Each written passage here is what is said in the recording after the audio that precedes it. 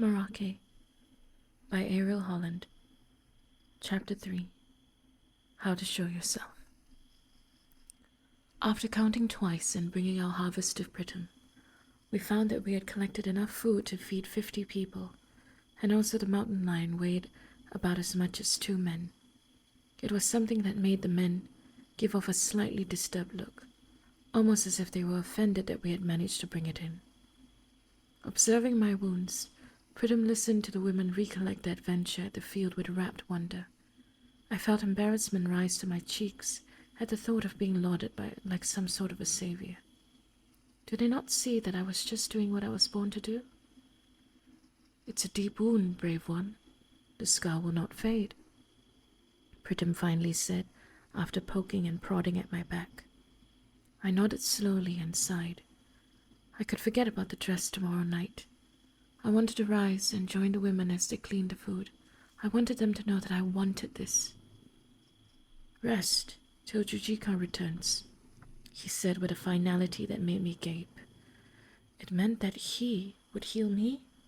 He would put his dirty, fear-driven hands on my skin, and I would have to accept his healing? No, I'd rather live with the scar, like a true warrior, a mark of my battle and victory, a sign of my ability, a proof of my skills. I opened my mouth to say something, but Pritam's eyes were sharper than a blade, and I was silenced in the darkness of his tent. So I nestled myself into the bare skin rug and sulked at my misfortune. The room smelled of incense and spices, which lulled me to a time when none of these things ever mattered. Did you see me today, Anya?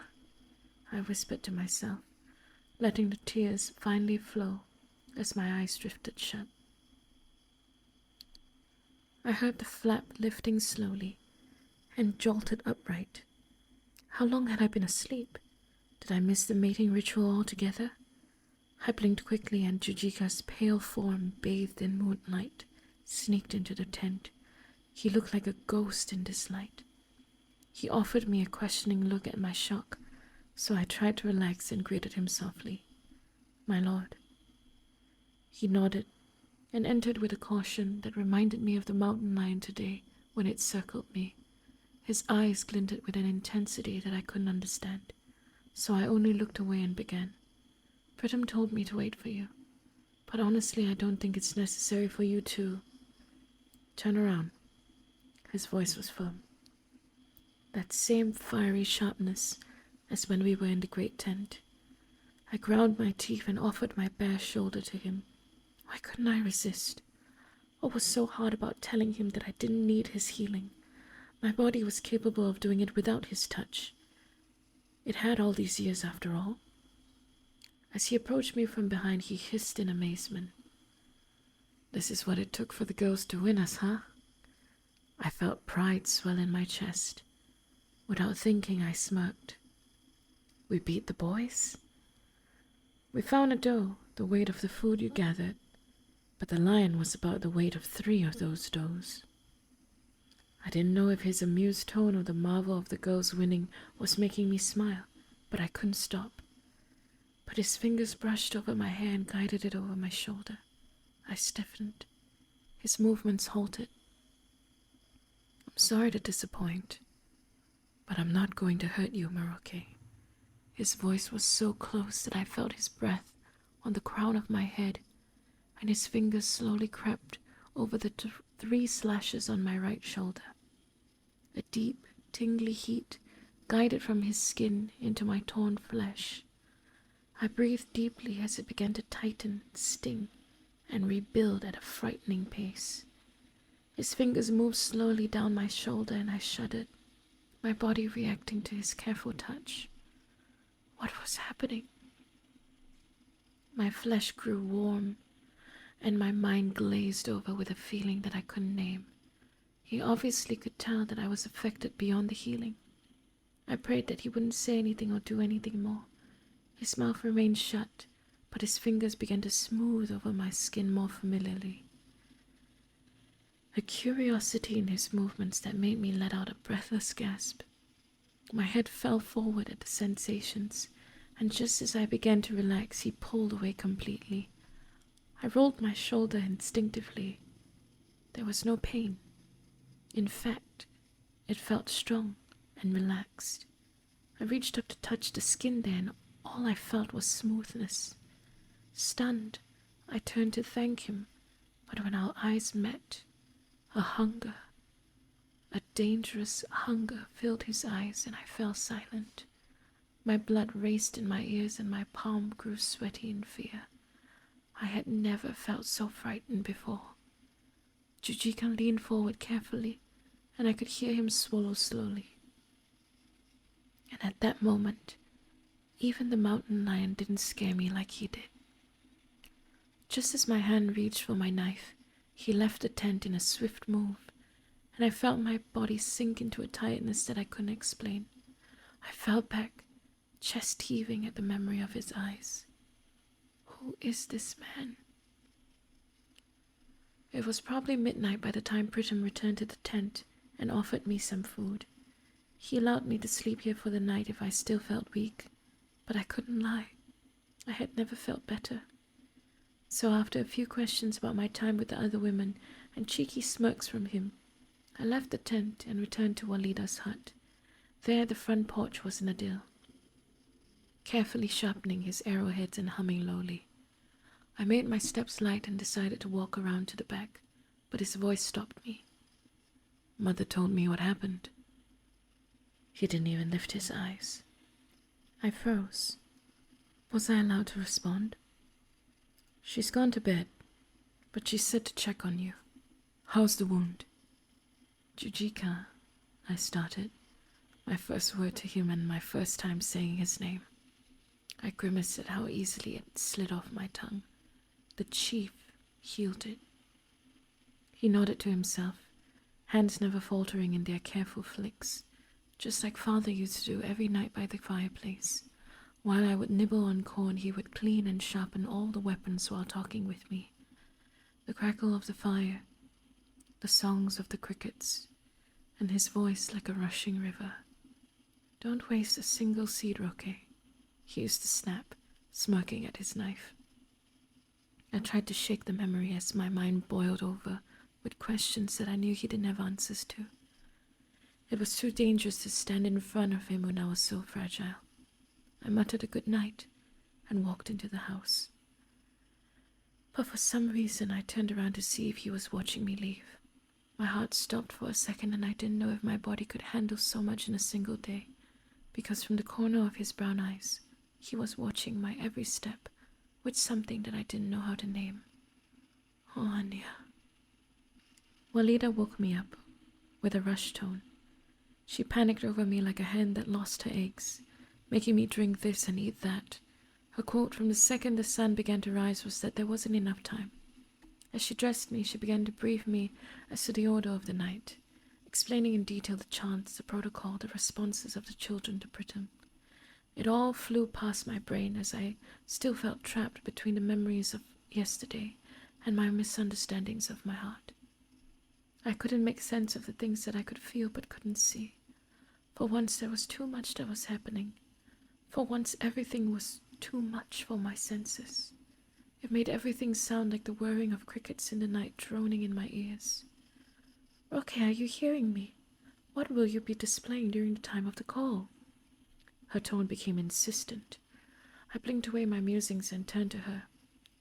Oh, a dance, I suppose. She hummed it in approval while mixing the white chalk with milk. Once it was a creamy paint, she used her fingers to draw lines over my shoulders, chest, and face. The lines were intricate, some runes and some tapering lines to frame my features. I stared blankly at the mirror before me as I began to morph before my own eyes. I now looked like one of those ancient characters engraved on the walls of the sanctuary that my father had built for me. I no longer looked like Merokque. Would the others think so too?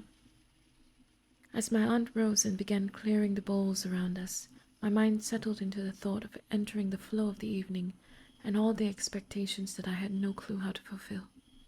But I had to go. I had to let them understand that I wished to be part of this. In fact, I had to help myself understand the same thing.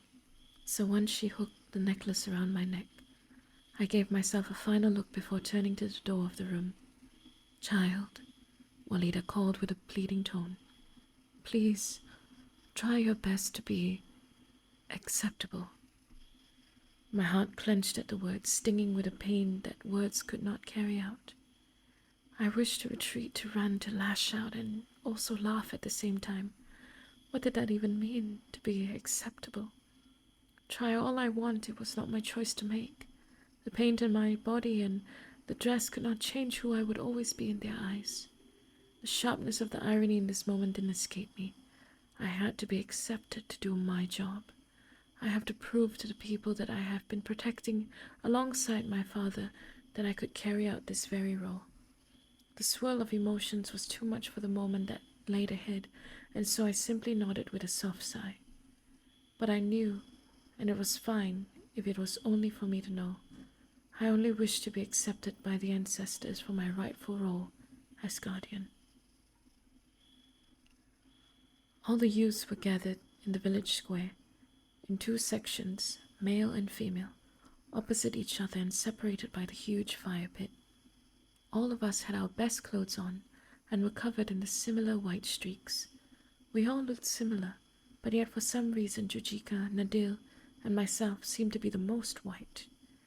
It was then that I recalled what Walida mentioned about the strokes of alabaster on our bodies, one stripe for each year that we lived. I had exactly 20 on me. Nadil had 27, and Jujika 24. I was genuinely surprised that there were some that were older and yet unmarried like me. But before I could observe the rest of the people, Pritam perched on the large rock in front of us and began to sing while building the huge fire. His voice was throaty and ancient, coupled with the gentle cracking of the twigs and leaves being eaten by the tiny flame. I listened intently.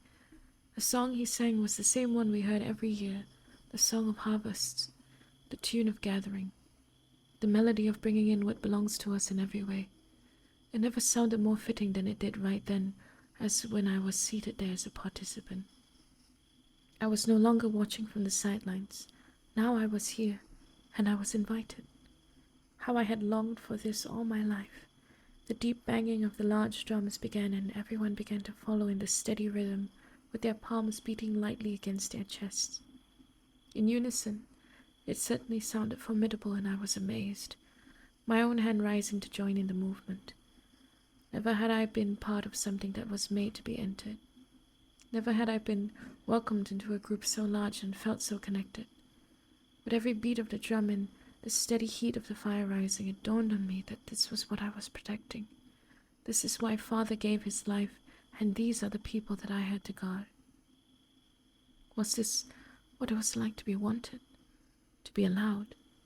How long I had been craving to just be permitted to be here in the presence of everyone. I couldn't remember, but it was long enough for me to glance around the expressions of all around me to find if everyone was as ecstatic as I was in this moment. But everyone's features were set firmly towards Pritam as the sun began to set behind us, and the glow of the fire began to be the only light around us. The drums were quickening in its pace, and slowly the dark tones of a wooden flute and conch began to mingle with the tempo of the percussions. Pritam's singing grew louder, and youths stopped hitting their chests, and inside began to sing along. I had never felt worthy to sing these words, but today was different. So raspy and unable to hear myself, I sang as heartily as I dared. We owe naktua, inkanechi, miskaseli, we owe naktua. Come, O come nature, give freely, give wholly. Come, O come nature. I felt a soaring in my soul, a leaping in my heart, and goosebumps all over my flesh. There was a stirring in the air that was insanely electrifying, and then a roar came from the fire that overpowered all our voices. All the instruments and everyone was silent. Pritam closed his eyes and he raised his hands, almost ushering in something from the flames, and a blue aura rose from the golden heat. It glided around Pritam in a familiar and fond way, tossing his hair about and ruffling his clothes before floating up to the skies. She has come. Mother Nature is with us. The old shaman exulted, and everyone whooped, cheered, and shouted in joyous relief. The event was blessed, and the moment was now sacred, and I closed my eyes for a moment, praying silently that I would not be passed over, but noticed by my forefathers for this chance, for this opportunity, and dare I say it, for my birthright. Now that the night was beginning to fall upon us, I noticed how everyone stood and formed circles of 6 to dance, to sing, and to laugh as youths. The girls around me seemed extremely excitable, and quickly linked hands with me, their innocent eyes crinkling in delight. I flicked my eyes to their feet and then to Pritam. I had no clue what to do, but I decided that the point of this was not to know, but to be. Just face these girls, my own village members, and just understand that this moment will never come again for me. We only get first times once. I was not going to waste it. I didn't know how to whoop like the girls did, but I knew how to howl like the boys, and so I did. Clear and sharp. It made those around me pause for a moment, but then they giggled and grinned at me with something I had never seen before. Acceptance. That light, soft expression that said that they were all right with me being around. They were content with my presence and wanted me there. Tears formed at the corner of my eyes as I smiled back, widely and hopefully. Soon Pritam waved the boys over. They came like wolves to baby reindeers, and my senses prickled with a sudden change in atmosphere. 6 boys joined us, surrounding our little group with a ring of their own. They exchanged shy glances with the girls in our circle, but none of them looked my way. However, finally, as they were paired off and began to dance on their own, I understood that they were all children compared with me. I prepared to take a step to the side, as it would be inappropriate to approach anyone. Before I could move, a warm presence flanked me, and I was slightly unnerved when I felt a calloused palm graze over my forearm, trailing down in a way that was seeking my permission. I lifted my eyes, and I took in the gorgeous hazel eyes of Nadil, the famous bowl maker of Charuna, and my only cousin. As we circled each other along to the rhythm of the drums, he inclined his head to me. His knuckles brushed over mine. I frowned slightly, but then understood that he was asking to dance. I locked my fingers with his, a determination washing over my expression and my touch as he smiled softly. We had barely interacted before these few days. He had never been around, and honestly, neither have I. There was an eagerness, a hunt, that I recognized in his features. It was something I only saw in predators and people who knew exactly what they were looking for. I recalled the rush of adrenaline that coursed through me the night before when Jujika healed me. It felt the same way now, as if the breath in my throat was afraid to escape my mouth. Nadil began to lead the movement, silently guiding me with a pull of his arm and a step of his foot. There was something in the way he leaned forward, the way he closed the space between us, the way he didn't seem to be blinking. There was a steady intention, a solid will, and something so sure about his gaze. I didn't know if there was a word to describe the message he was trying to send me, but I was transfixed. The tempo slowed, and we walked in careful, tantalizing circles with our palms pressed against each other's. I felt like looking away, but I couldn't. So I drank in his every move instead. He wasn't looking at me like I was family, and I knew I wasn't looking at him that way either. Nadil was looking at me like I was a woman, and I was gaping at him like he was the first man I had ever met. A warmth spread over me as he dipped his chin low and whispered something only I could hear. "You're a very fast learner, Merokque." What am I learning? I nearly stutter over the words when I see the soft dimples that appear on his cheeks when he smiles. This was my first time seeing such a light expression on his older face. It was something I suddenly wanted to see again and again.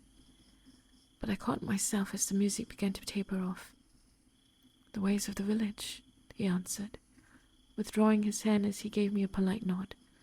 The interaction was suddenly cold and clean like before. I marveled at how the whole moment felt like a dream, like something I had imagined as he turned around and walked back to his place on the opposite side of the compound. I still felt warmed and unraveled. I was insanely curious about what this meant. Why did he choose to dance with me? What was that look in his eyes? What was that expression on my face? Was I allowed to feel this way? The night carried on, with Pritam explaining to us about what this night meant for all of us. For some of us and then for one of us. The one was me. Tonight was not just a night where the men chose their partners, but where the ancestors would choose if they accepted me as the guardian of the walls of our precious village. Pritam said that it would happen after all of us had our chances to show off our skills. He then called up the youngest girl and boy. They were at the tender age of 13, and they sheepishly came to where Pritam was. The girl came on and threw her head back as she made a few sounds that were extremely reminiscent of the creatures that I heard from morning to night. She made the chirp of a lark, the song of the crickets, and then finally a beautiful whoop that made everyone cheer with pride at how she had managed to make the whole place reverberate with her sound. It was impressive coming from such a tiny child. The boy gave her a competitive smirk before doing a standing backflip, landing shakily on his knee and giving the crowd a little wink. It was childish and adorable, and all the people offered the same bright response to him. One by one, the youths of the village had their chance to perform, to show off and display what kind of things they could bring forth to their future homes. As each child got older and older, I noticed how their acts became more complex and far more stunning. When it was Jujika's turn, he greeted the village with his knowing and confident face before reaching for a knife by his waist and carefully making an incision on his forearm that all of us could see. It began to flow with thick blood, but after a few moments, as he closed his eyes and murmured something to himself, we watched as it sealed shut, as if time were accelerating before our eyes. We knew this about him. It wasn't anything strange. But the more I watched it, the more I grew curious and unnerved by this gift of his. It was certainly something beyond all of us, and the responses of the people obviously proved just that as they cheered when he sat. Pritam looked at him with a fond and proud gaze before nodding to the next person. A few more people went forward, but truthfully I was only waiting for Nadil. My eyes drifting to his expressions every now and then. His strong profile and bony hands made the noises fade away magically, and I had to will myself to focus on what he was saying when his turn came up. He held the body of a dead rabbit in his hands and beckoned for a younger man to come up to hold it near him in front of the fire, just beside Pritam. Positioning himself at the back of the crowd, Nadil nodded to the boy who lifted the body of the rabbit above his head. My cousin raised his bow and with a decisive flick, loaded the arrow and shot in a single smooth motion. The carcass slammed into the tree behind the boy and was pinned there for all to see. It was a very risky shot, and he did it effortlessly. His skill took my breath away, and it felt like I was the only one who felt that way because they didn't give as loud a response to him as they did to Jujika. As Nadil returned to his place to sit down, I allowed myself to catch his gaze and offered him a respectful smile, acknowledging what I had seen and that it was impressive to me. He nodded back with only politeness in his eyes. Soon the last person showed off their skills. It was an older man who played the flute that he had made from the bones of a bear. And then my turn arrived. Pritam beckoned me forward with a soft nod. I rose, the crowd went still in anticipation, and I ground my teeth at the feeling of the entire village watching me. What could I do? I couldn't sing. I didn't know how to dance. I couldn't cook or draw. There was nothing that I knew aside from fighting and guarding and tracking. But I did have something that none of them did. My senses. Heightened to almost an animalistic level. I was confident in them just as I was confident in the sun rising tomorrow. So I took the sash around my waist, holding it in my hand as I approached Pritam. I will fight. My voice was steady, and he paused for a brief moment before calling up one of the older boys who had showed off the bear skin that he wore proudly over his shoulders. I nodded to him and then pointed at a taller one in the corner who had displayed a fine act of tossing daggers. It would be an unfair battle, and I wanted it to be even more challenging. So I told them to take their spots and give their best shot while I tied the sash around my eyes as a blindfold. I could hear the distinct chatter of the girls that murmured about how dangerous this was, but I focused on the boys at my left and right. I knew the bear child would surge forward first, and when he did, his oncoming steps resounded against the earth in heavy, predictable steps. In a sharp and swift move, I ducked, grabbed his hips, and with the speed that he rushed towards me with, I threw him over my shoulder and immediately grappled him, my thigh trapping his arm as I pulled harshly on it. He groaned loudly, and the girls gasped at the sight. Women were never allowed to fight, but I was not displaying my skills as a spouse tonight, but as a guardian. As the young man tapped on my knee in a desperate attempt to save his arm, I released him and flicked my head to where I heard the soft sound of the metal being drawn out of its case. A single dagger was thrown in my direction and stepped to the side, hearing it whiz past my face. It was a close call, but I was certain of where he was from this, so I inched my way forward, and unsurprisingly he slinked away. It didn't matter. He already knew that he was not well versed with close combat, so I leapt forward, hooking my heel around his back calf and then flipping myself so that I had my thighs around his neck, constricting his throat as I threw my whole weight forward. We crashed down, and I sought for his face with a sweep of my hand, and I looped my elbow around his jaw and growled, "Yield." He hissed in amazement and tapped my forearm. As I removed my blindfold, my body rushed from the thrill of the spar, and I breathed harshly from the exertion. But it was then that I noticed the expressions in the eyes of the youth and my peers. They had that same fear as before, but this time it was a different kind of fear. It was reverence. It was a dependence. It was a certain faith.